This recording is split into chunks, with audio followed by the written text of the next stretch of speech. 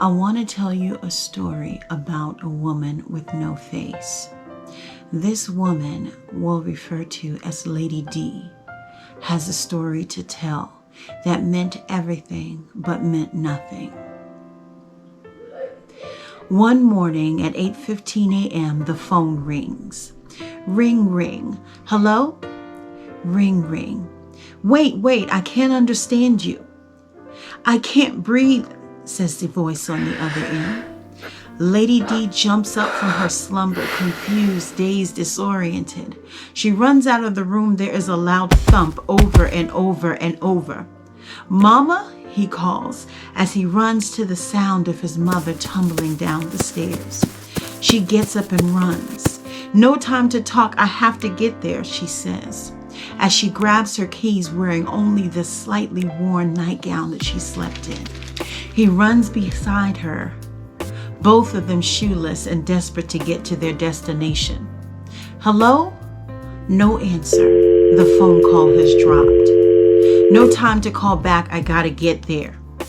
They reach their destination, frantic with fear. But is there anyone else here? Bang, bang, ring, ring. Only a second to wait. Must get inside. Shall I hop over the fence and look around back, he asked. Bang, bang, crash. That's the sound as glass shattered on the ground. She grabbed the first rock she saw and smashed the window in. She reached inside and opened the lock. They raced upstairs, falling up each and every stair, desperate to get there. Behold, she finds Lady M, crouched down on the floor, crawling and grasping, begging for air. I can't breathe, says Lady M. I'm here, Mama, cried Lady D, as she drops to the floor and grabs her body into her hands. But she can't contain her as Lady M was frantically fighting for air. Ma'am, are you there? Lady D hears voices coming from the phone on the floor beside Lady M. I'm here. I am her daughter, she says. Okay, the voice on the other end says. Keep her calm. Help is on the way. Frantically trying to console and comfort and coach Lady M to breathe. In and out, she says. In and out slowly. She settled, but only for a moment. He runs to the door, desperately waiting for the heroes, the lifesavers, the people sworn to protect and preserve humankind. Upstairs, Lady D continues to comfort and coach with no avail. Suddenly, they come in the door. Where is the urgency? You seem to be gliding in so casually. What's the problem, he says. I can't breathe, she cries over and over on her knees with Lady D beside her, stroking her hair.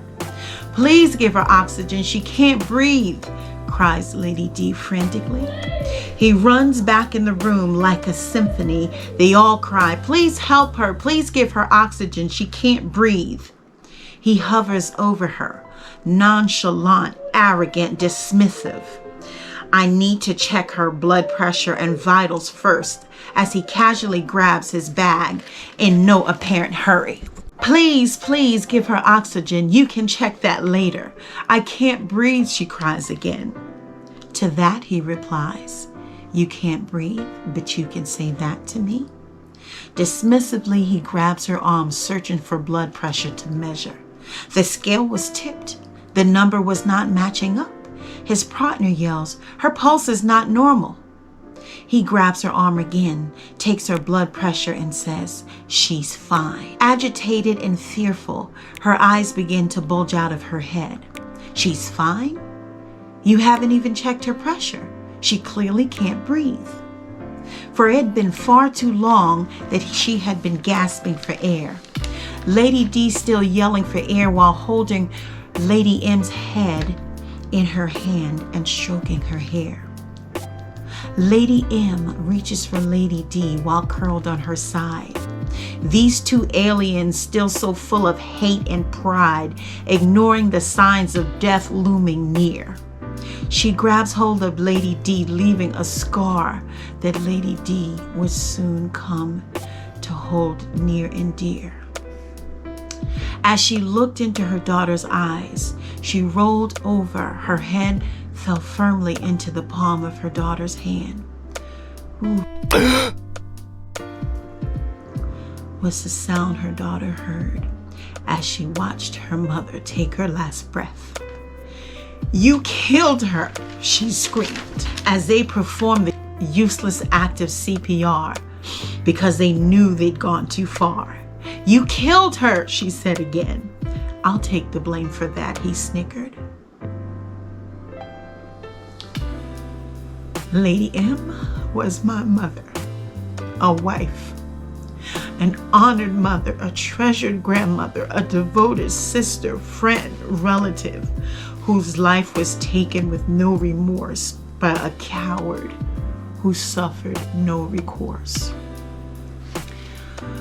This is the story of GAYLE AVIS LAYNE, a beautiful queen whose life was taken far too soon, a cancer survivor to only lose her life to heartless cowards with hatred and pride.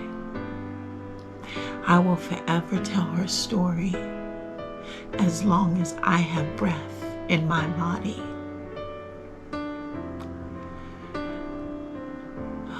Say a prayer for her family, as today is her anniversary. 4 years feels like 4 minutes, 4 seconds. Thank you.